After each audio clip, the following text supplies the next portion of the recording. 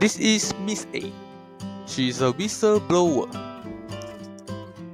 And like you, Miss A struggles with exploitation from her company. And it was frustrated her at work because of low wages, long hours, and verbal abuse. Finally, Miss A has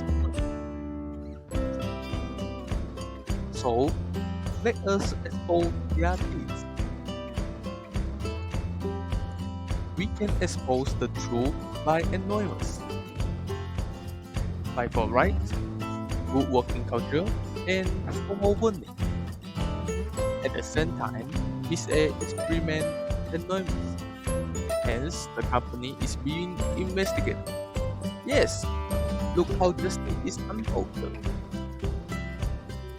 In conclusion, all companies should have virtual ethics because of it will help the company reputation, trust from stakeholder, and confidence from public. Thanks.